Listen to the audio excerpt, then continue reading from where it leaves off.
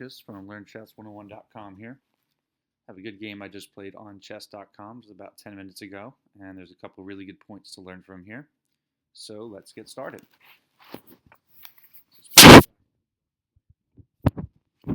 And you'll see here we just come out with some standard pawn openings.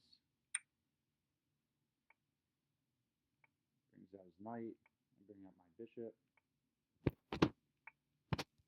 And the beginning of the game, it's mostly just trading pawns, just bringing out some bishops, bringing out knights, just kind of getting a feel for the board here.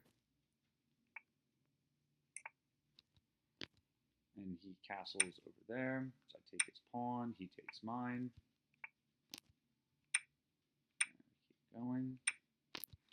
Now let's fast forward here. This is where the game kind of started here. This is where I make my first mistake.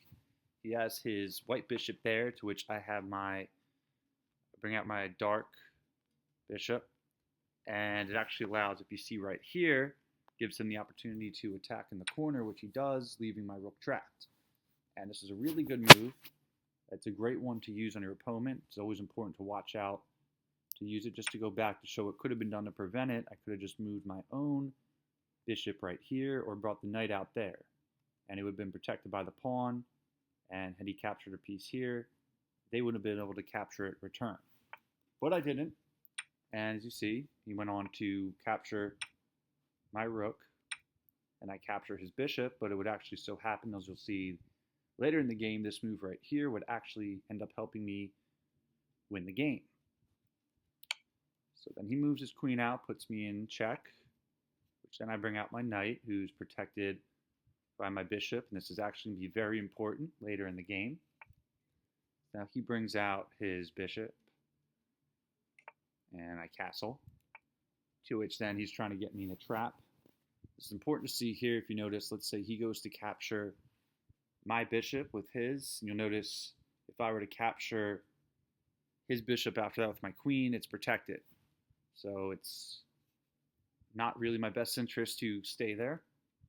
So it's when I move his king into check, and he now has to move his king to safety, and I can now move my queen out of there as well and keep my pieces safe. Okay. Now he moves his pawn, move my bishop move, and he moves his rook out. And again, it's my knight right here is protected by my bishop, and obviously I'm going to move my queen.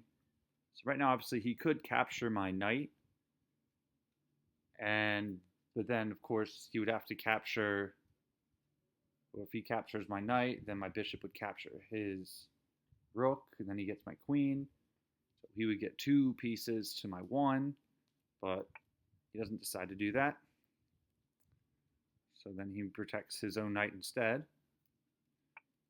And then I move my bishop out of there to go to capture his rook, and then he moves his rook to put position to capture my queen.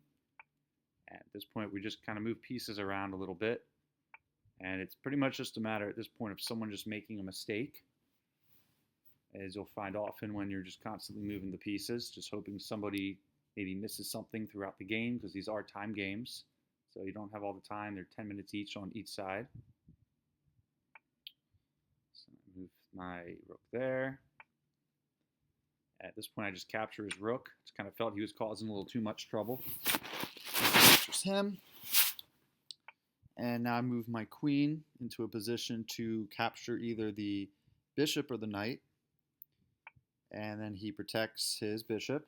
Again, we're just kind of moving pieces back and forth a lot here. And now this is where the game gets interesting, because I actually moved my bishop here, assuming that he would just take my bishop, and he doesn't. Instead, as you'll see, he moves his bishop there to place my queen in a position, I assume, to make it move, or maybe hopefully I make a mistake and he's able to capture it. Maybe he was hoping I would capture the bishop and not notice the knight was there. It's always important to pay attention to as well. Notice that knight there has a lot of ranges right here, here, here, here, and here too. So the thing he doesn't realize, though, is now his knight's not protected, and I capture his knight.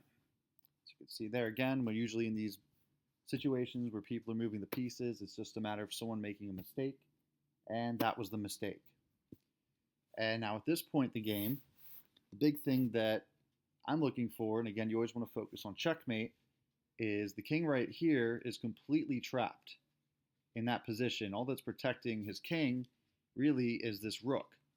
So if I can get the rook out of there, I can achieve checkmate. Of course, his rook right now, though, is protected by the queen.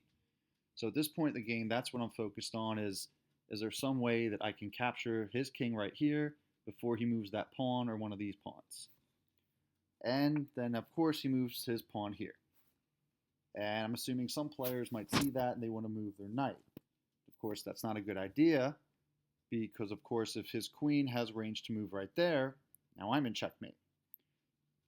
Along with that, you look ahead in the future the more you play, and you can see that assuming his pawn was going to capture my knight, then my bishop would capture his pawn, and then his queen would capture my bishop, at which point this rook the rook at the top on row 1, wouldn't be protected anymore. I can capture the rook and I can achieve checkmate.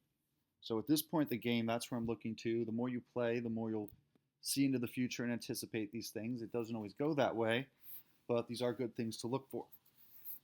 So I leave my knight there, and I just move my own bishop out of the way just to kind of do a piece.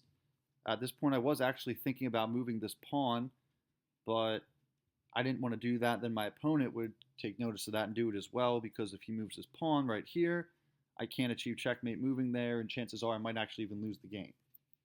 So that's my move there.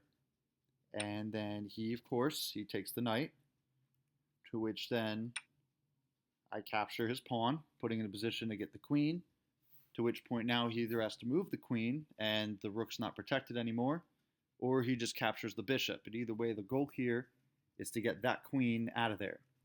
That's why it's okay to sometimes at the end of the game let your opponent capture your pieces, because remember, the end of the game, the goal is checkmate. So just to go back here, it's okay to lose this knight and get the bishop in position there, because that gives me a chance to win the game. So then instead what he does, he moves his rook there.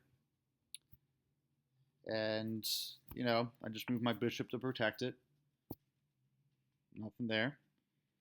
And then, of course, he goes and captures my bishop. And as you can see now, checkmate's in clear. I move my queen there, and it's checkmate, the end of the game. So the big points to take away from this are, 1, just to go back to the beginning, watch out, make sure you're protecting your rooks in the corner from bishops, and pay attention to also when you have the opportunity to do that. And number 2, make sure not to make mistakes. Always keep your pieces protected. When he lost his knight, that was a very big turning point in the game. And number 3, it's okay to lose your pieces at the end if you're focused on the bigger picture. Obviously, don't just throw your pieces away for the sake of it, but in a case like this, where potentially maybe your opponent is so focused on capturing your own king that they lose sight of they might be losing theirs, which can happen many times, it's okay to lose pieces so long as it's going to put you in a position to get checkmate. Just make sure you're thinking ahead and planning through when you do that. So again, right here from LearnChess101.com, and I hope you learned something from this video today.